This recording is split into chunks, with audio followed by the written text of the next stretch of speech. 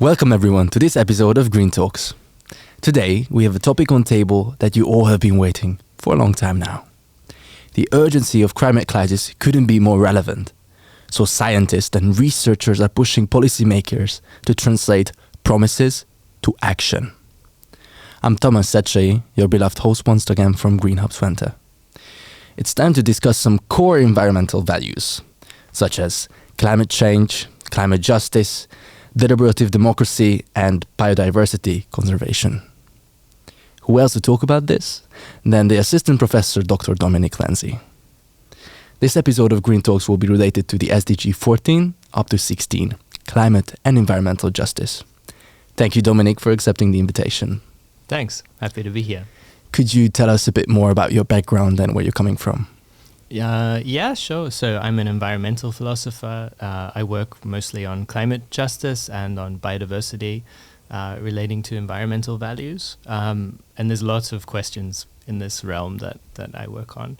So my training is in moral and political philosophy. And I did this in Melbourne, University of Melbourne in Australia, which is where I'm from.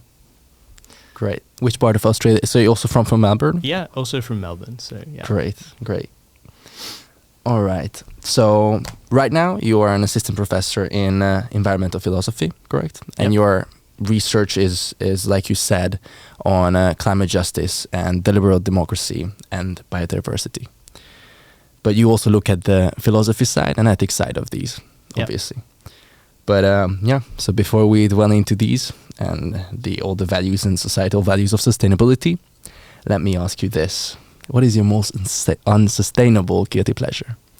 Yeah, that's easy. It's probably cheese. I really like especially salty cheeses. And if you want to reduce your climate impact, then you should limit dairy and meat. Meat definitely is number one, but dairy is also very important. So it's not the most sustainable thing, but I find it hard to cut that out. I don't eat meat though, so I'm a vegetarian in that way, but I'm not a vegan. Cheese is, I mean, that's already a good start, but I guess, is that why you came to the Netherlands? Because of the cheese? It was no, but it was a kind of incentive. Okay, that's great. All right, so let's go into sustainability now. What motivated you to focus on this research on climate justice and the environmental values? I mean, it's quite sustainability related. Where does this come from?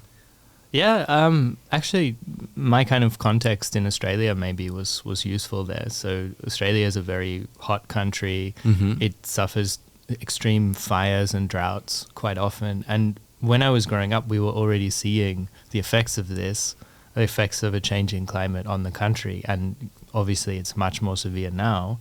But at the same time, when I grew up, there was kind of a societal understanding that we should clean up the environment that we had degraded. So Australia was one of the first countries that had kind of what we called Clean Up Australia programs, where people would volunteer and go out and like clean rubbish at the beach, go to the national parks and clean them up.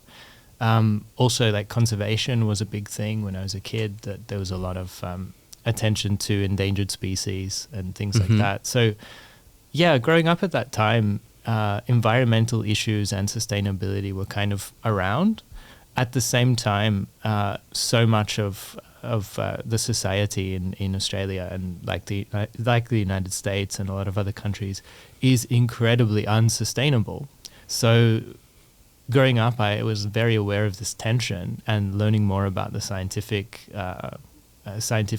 facts about the case, exactly how unsustainable it was, how much of a problem it was across many different dimensions. But I didn't really think of doing this with my career. I didn't really think of kind of specializing on this until I took a break between my bachelor and my master thesis, and I just didn't think about study, and I was just thinking more about these world issues. And then at a certain point, I was like, well, why don't I just work on these things then? So that was the beginning of that, and one thing led to another, and now that's what I do. So it kind of grew like that. But I would say I've always been aware of these issues since I was a kid. It's not like I learned about them when I was 18 or something. So sustainability and environmental issues have always been around, but yeah, I decided only fairly late to focus on them as a career. Yeah, I mean, it's still an ideal path because people are looking, you know, all their life, what should I do? What's the best thing that I do? And you realize that, like, the urgency of all this and how important it is for you and has been in your whole life, and that's really great. I mean, for myself, I don't know that much about how do Australians look at these. So it's also good for us Europeans to see, okay, it is there obviously, and we shouldn't just, you know, not look at it and maybe try to copy what the Australians are doing. Also to our, like, for example, when I was a kid, there was not that much we were doing to conversation, for example. So it's interesting though, because with Australia, like, the nature is dangerous, so it's a different sense to Europe. You can't ignore, even at the beach, it's dangerous. If you just don't pay attention, if you go camping, you can get into serious trouble. So we're kind of used to this, that there's dangerous animals everywhere, and you know, you can die if you're not careful. But at the same time, people pretend that they can live like these very unsustainable lifestyles and it won't have any effect. So there's this kind of dualism going on in the country. So I wouldn't say Australia is the best example to follow, but in some respects they are kind of ahead of Europe. In other ways they're behind though. Like Europe, one thing that's very good in Europe in terms of sustainability is the design of cities. Cities are usually walkable, or there's a lot of public transport, and that's not the case in Australia. So most of Australia is like car based and very spread out. So you know, these infrastructure things also matter. Yeah, I guess it could be influenced with policy. Yeah. So yeah, we can talk about that definitely. But yeah, so I guess I see what's your role. What does sustainability has in your life? What role does it do? I mean, it had a role from a very young age, and that's how it came to your life. So let's go a bit more into topic now. So climate justice. What should be considered as climate justice? What is climate justice? The way to understand climate justice is to think firstly about the features of climate change. So it's a kind of problem that people have contributed to for decades, for over a century, but very unequally. So some populations have contributed much more to the problem, some barely at all. The same is true about impacts of climate change. So some people, especially the poorest people on Earth, are usually among those who are going to be the victims of climate harms, whereas the richest people can usually insulate themselves better from natural disasters, from various kinds of environmental effects of climate change. So climate justice cuts across the past, causing the problem, and also the future, the effects that are going to come. And it's really because of these features, questions about how to share the costs of climate change fairly has always been a question in relation to climate change, going right back to 1992 when the United Nations came together to first begin the process of doing assessments on climate change and to try to make a global deal about emissions. This issue of unfairness was there right from the start. And so climate justice is about finding ways to balance the distribution of costs among people located differently across the earth, and also future generations, because future generations are most at risk of climate harm. So in a sense, we would think of them as the worst off, which is interesting because if you ask most classically trained economists, they assume that future generations by default will be better off because we will have economic growth and they will have higher material standards. So this debate about the welfare of future generations between philosophers, economists and others has been at the heart of climate justice debates as well since right back 1992 from then on. Now I would say climate justice is about the extreme urgency that we have to do something about the problem. So there's a very small carbon budget left to limit warming to 1.5 degrees. That's probably not going to happen, to be honest. But any lower end, any lower result we can end up with is better. So it's extremely important that we limit climate change as much as possible. That also raises justice issues because it's going to impose economic costs to do it quicker. At least it might. And it might also mean, and this is a big debate in the climate space for a long time, it might also mean that countries that want to develop economically either can't develop economically because there's no emissions budget left, or they have to do so in a completely different way. So the way that China developed cannot occur again, basically, because there's not enough emissions left in this global budget. So that's also a kind of issue of justice, because Western countries did this. No one knew that there was a problem with developing in this way after the Industrial Revolution, for example. China went this way too. If you imagine all developing countries going the way that China did, we have no chance of limiting climate change. So that's really the issue. Having said that, there are still lots of people in extreme poverty. So there's also this element of unfairness that, like, addressing climate justice means that either people have to develop economically in a different way or they can't. And so you can see the kinds of cross-cutting issues we have here, both about causing the problem and responding to the problem. I see. Yeah, it really sounds like climate justice is about setting these moral responsibilities and obligations to people and trying to distribute them fairly. It's also clear, I believe, for us why it's an important part of climate action. So you really have to look at all the perspectives and what does this really underlie. But let's talk a bit about more like where does engineering come in? Where does, let's say, climate engineering come into this perspective? Yeah, that's a very hot topic. So what's known as climate engineering are basically a set of techniques that do one of two things. So there's two possible groups here. One of them blocks some incoming solar radiation. So it's technologies that basically artificially reduce the amount of warming that happens. And there's another set which actually removes atmospheric CO2. So this second category and stores it, I should say, in some kind of long-term storage. So this second category is directly addressing the driver of climate change, which is atmospheric emissions. The other one is blocking one of the effects, one of the principal effects. Now, you might think that this sounds like generally a good thing and we should do it. But there's been a lot of concern about one or both of these forms of technology for a variety of reasons. So one of them is a worry called the moral hazard, which has been around for a long time. And that's basically if you, and especially imagine I'm talking to a politician now, if you tell a politician, look, we've got this technology here and we can use this and some of the effect of climate change can be reduced.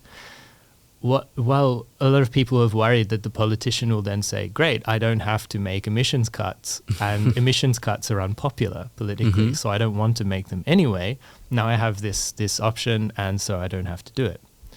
And that kind of thinking has there's a lot of examples of that kind of thinking in practice. So it's not just purely hypothetical, but ethicists have worried a lot about this kind of thinking being globalized. So what's to stop every politician thinking that way? And the other part of it is that every country, and even more so every individual, is only a small contributor to the problem. So why should they sacrifice their economic interests to address a global problem that they only contribute to a small degree to? This kind of thinking gives rise to this moral hazard worry, which is that, well, if I can just do something, use this technology and get away from the need to decarbonize, then given these other considerations that make me unwilling to mitigate climate change anyway, I'm very likely to do this. And there's all kinds of other worries associated with that. So like the technology that dims some incoming solar radiation, for example, if we would do it, one of the most prominent techniques anyway is to spray sulfur particles in the upper atmosphere. If we would do it, we would have to keep on doing it basically indefinitely until atmospheric emissions fall, which could be hundreds of years. And if we ever stopped doing it, there would be a backlash, like the way that the Earth system is designed. So we would actually get more warming, kind of a counter reaction. So that could be extremely dangerous. So there's all kinds of further issues that arise if you would try to intervene in the functioning of the climate system. There's also political issues. I mean, who should do it? Yeah. Who gets to decide to do it? Would it be something that superpowers do? Even superpowers that compete, like China and the US, how would they do this, right? So there's all kinds of issues with this. The other form of climate engineering, the one that removes CO2, is less problematic in these respects, because even if you built a power plant to do this, to remove CO2 in Enschede, you don't affect the global climate. You need thousands of these facilities all around the world to do that. Having said that, there are still ethical issues. So if you do this with biofuels, so that's one way of doing it, you need to grow them. And then you need to find a place to grow them. And imagine, so some research, especially early research on this, was saying, well, we should just use global south countries to grow biomass. Okay, because it's cheap, basically, and they have good agricultural productivity. But if you do that, you have other possibilities like making food prices go up, which, if you're very poor, means you starve. So there's all kinds of geopolitical problems that arise from these things, and they need to be thought about very carefully. There's even a moral hazard concern here, because usually these technologies, the ones that remove CO2, are speculative. They haven't been tried really at scale. There's like a demonstration power plant, but not, nothing of the kind of right scale. So basically this discussion comes from modeling. So it's a future prediction that these kinds of facilities could work in this way. But of course we don't know that. So this gives rise to, again, the politician saying, well, why don't we just do this in some decades, right? If we can remove CO2, let's just keep going now, and then we do it later. The reason that people think this is dangerous is that there are these very nasty things called tipping points that Earth system scientists tell us about, where if emissions go above a certain threshold, and the problem is we don't know exactly where these are, but we know that they exist, then you get a non-linear change, which is that the climate system changes from one equilibrium into another. And if that happens, we don't know if it's reversible. So if it's not reversible, we're stuck with that new climate for about 10,000 years, which is very dangerous, obviously. And we don't know what kind of world that is, basically. So climate change itself raises these issues if we're too slow. Climate engineering also raises these issues about tipping points, uncertainties. Yeah. So on the one hand, we want to the contemporary scientific literature is saying that now, given that there's not much time left to reduce CO2, to keep within the global carbon budget, we probably need to use these technologies that remove CO2 to some extent. But we're not doing so fast enough. We're not mitigating fast enough. So these issues are still there. With the other form of climate engineering, this blocking sunlight form, that's extremely controversial. So it's very unclear that will ever happen, or who would do it. But at present, there was recently a decision in the United States by the Biden administration to give some millions of dollars to people to do research on this, which is the first time actually that as I'm aware of a national government giving research funding to people to do this, because it's just been considered too controversial. Various attempts to do this research have been shut down by local people and by concerned citizens and so on. So who knows? Maybe this proceeds. Maybe it gets done. But yeah, it's very unclear whether that first form of climate engineering will be used and under what conditions. The second one will definitely be used, but it's a question how it's done and how much we want to do it. So if you do a little bit of it, it's probably fine. Yeah. If you imagine that you're going to build 10,000 facilities or more, then you're talking huge kind of logistic and geopolitical consequences. So that's a bit of the kind of debate on climate engineering. And you can see also how these issues of technology choice affect the story we tell about climate justice too, about responsibilities across generations. Mm-hmm. Yeah, thanks a lot for getting into detail. I think this is a very interesting topic, and there's a lot to tell about it. But now I also want to focus a bit more on the other side of your research, which is at one point you said, how do we make sure that everyone is being heard and that not only superpowers take the decision for all of us? And for that you are researching this the liberal democracy perspective, and can you tell about us what that is? Yeah, so deliberative democracy is basically things like citizen assemblies, mini publics, citizen juries, these panels that are organized to allow members of the public to sit together and talk and make decisions, ideally to make decisions about what should be done politically. So the kind of starting point of deliberative democracy is a critique of representative democracy, which is what most of us have experienced, where you vote, representatives go to parliament, discuss. They might or might not listen to you. Probably they don't. And there's basically like moments when you can participate in politics, especially in elections, and moments where it's really not clear how you contribute to politics. Which is kind of the function. So representative democracy is exactly about representing the public, so the public doesn't need to do politics every single day, right? Could you give us a good example on this? Well, I mean, if I guess all the countries of the EU have the representative system, right? So you vote for your local member of parliament, you vote for your representative, they go to the national parliament, they should represent you, the constituents of your area, but who knows what they will actually say. Frequently they do and say what they want. And at a certain point, maybe the people in the area vote differently and that person leaves. But the decisions made politically happen at a higher level than the input of voters frequently. So voters will, if you like, give representatives a mandate, so kind of a legitimate reason to be making decisions, if you like, legitimation, but the public isn't involved in the day-to-day business of politics, voting on particular laws all the time. That's something that the representatives do. Correct.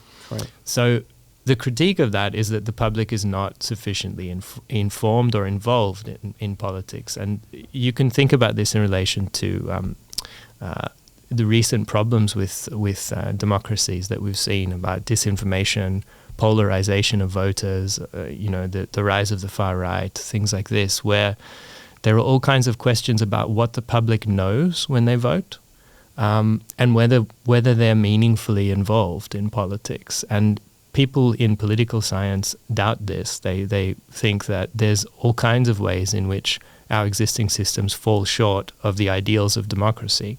So deliberative democracy is basically setting up these kinds of bodies like citizen juries, assemblies, and so on, to challenge that, to give members of the public a chance to contribute more directly to policy formulation.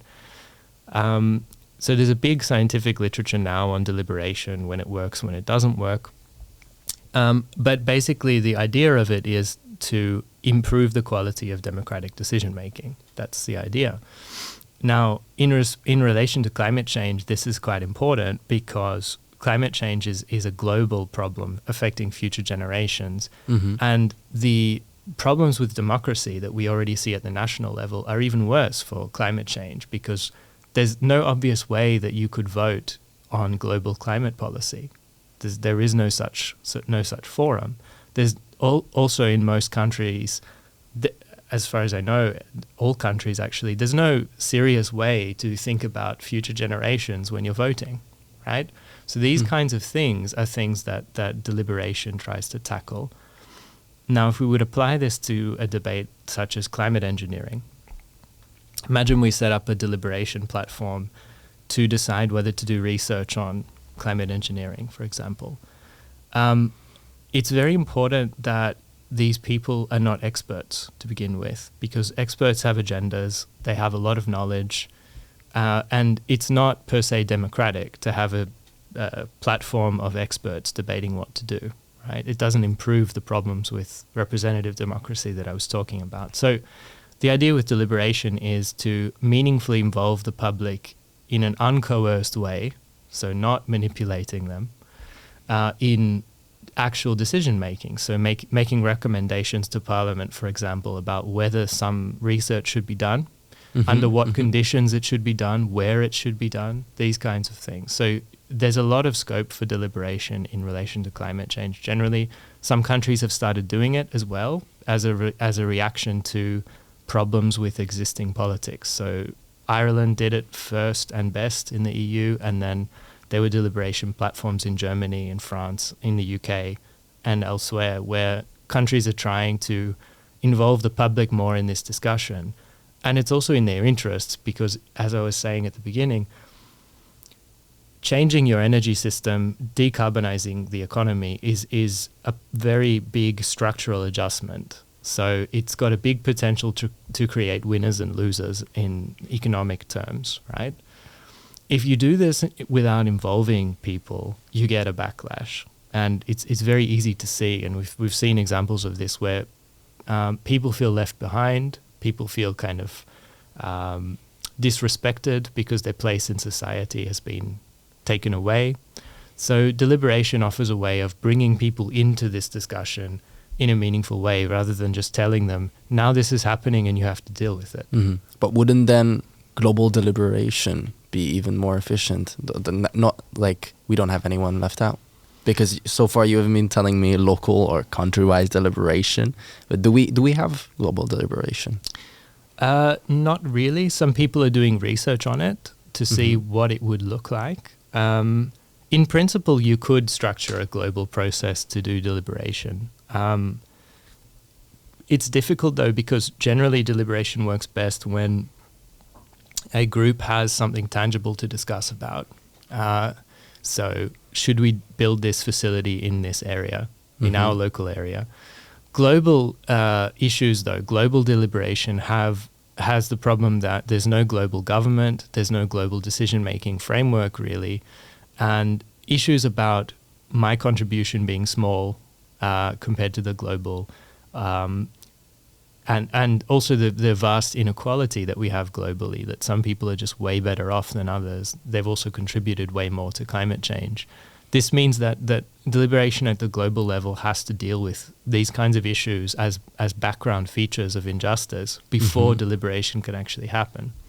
So it's challenging. I'm not going to say it's not possible. So people are looking into it and what a global process would look like. But there are, my reading of the scientific literature is that it's easier to do deliberation when it's about a concrete issue, especially in a local area, even a national context. But at the global level, it becomes more abstract. It's more difficult to conceptualize the options that might be available and who might take those options, who might be acting.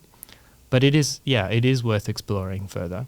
Okay. Yeah. Thanks for showing us around in this perspective of democracy. I think it was definitely interesting to hear about this. We're a bit short on time, but we still have one topic that I want to talk about, and that's biodiversity and the environmental values. So tell us in a few sentences, where does environmental values come into this, and what is your experience with them? Yeah, so environmental values are basically about the ways that we relate to non-human nature, the ways we value them, the moral significance that we give to aspects of non-human nature. You can think of national parks, conserving species, endangered species, things like that. This is a long discussion in environmental ethics, going back to the 60s and 70s, actually, when the environmental movement really began. And it's a challenge to dominant ways of doing ethics and politics, which is just to think about human beings and their interests. So environmental values were a big challenge to that. It's a much more established field now, and there's a whole lot of sustainability science that's built upon this early conceptual literature, thinking about and actually measuring, talking to people, the ways in which people respond to value non-human nature, the kinds of policies they would like to see, for example, conserving this or that, or not conserving this or that. So that's a bit of the context. But I've been involved in a United Nations assessment on this topic that just finished for the organization IPBES, which is an intergovernmental panel exactly on biodiversity and ecosystem services. That's what the acronym stands for. And we were asked to review this environmental values literature and the implications for policy. So there's a lot in this report. I'd encourage people to check it out if they're curious. But one of the main takeaways is there's a huge diversity of these values across the world. So it's not the case that humans just care about themselves or that everyone thinks like we do in Western Europe. There's a big diversity of environmental values and worldviews around the world. And the other kind of key finding relating to value diversity is that most of these values are not considered in policy making in most countries. So the dominant value in most countries is what we call instrumental value, which is basically usefulness to humans, usually money, but usefulness to humans. That's the primary way we look at natural assets, other species, and so on. So this report was basically saying that shouldn't be the case. You know, if we want to represent what people actually think, that shouldn't be the case. And that has all kinds of implications for policy, right? So a big question at the moment is setting aside additional spaces for conserving nature, even discussions about what's called rewilding, which is recreating or creating completely from scratch new ecosystems, even bringing in species that have been extinct locally from other places. At the limit, there's a very kind of a bit ethically questionable, but very high-tech discussion about reintroducing extinct species like woolly mammoths and things like this. So there's a lot going on in this rewilding space, but basically the values at stake are very important to think about, because people proposing various kinds of conservation policies have different values, and if we follow only a certain set of values, we get a certain outcome. So we need to understand that, and we need to understand the diversity that actually exists, and try to represent that. So that's kind of where my work on environmental values has gone lately. But I have a background thinking more about the philosophical issues relating to environmental values. So that's also kind of part of this discussion. How does this relate back to climate justice? It's an excellent question. So basically, I would say there's two camps here. There's, with a couple of exceptions, there's two camps. There's folks who work on climate justice who think about human beings and their interests, instrumental values, justice for humans. Then there's environmental ethicists who think about non-human nature, non-human animals. And these discussions kind of split at a certain point, and they're still fairly separate from each other. So one term that we use to distinguish this is anthropocentrism, which is human-centeredness. That's what it means. So whether you are anthropocentric or not is the division basically here between people who are just interested in justice claims, or at least think that justice claims related to humans are the most important kind of consideration, and people who don't think this necessarily, who think that the values of non-human nature have some kind of important moral significance. So that's kind of where it is, that people working on environmental ethics go in this other direction, and people working on climate justice go in this more kind of human-centered direction. Okay, we are kind of running out of time, unfortunately. So I'm gonna ask you now to give us a little bit of a takeaway message. What the listeners should take away from this podcast episode?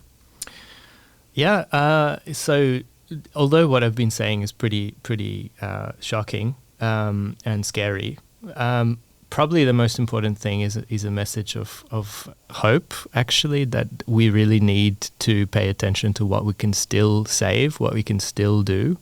So things are urgent, it's getting worse and so on, but every tenth of a degree that we can lower global warming is a huge victory, and we have to be fighting for every tenth of a degree rather than just doing what we're doing now. It doesn't seem to me that we're taking this sufficiently seriously as a crisis, right? If you compare it to COVID, for example, we can do this. We've done it before. We did it in relation to COVID. We need to take climate change even more seriously than that, because the potential dangers we're facing are much, much worse than for COVID, and also permanent, as I was saying. So urgency, we really need to focus on every tenth of a degree. Great. Yeah, let's keep that in mind then. And thank you very much for being here, Dominic. It was a pleasure listening to what you had to say. And for the listeners, stay tuned. More episodes are coming. Thank you very much.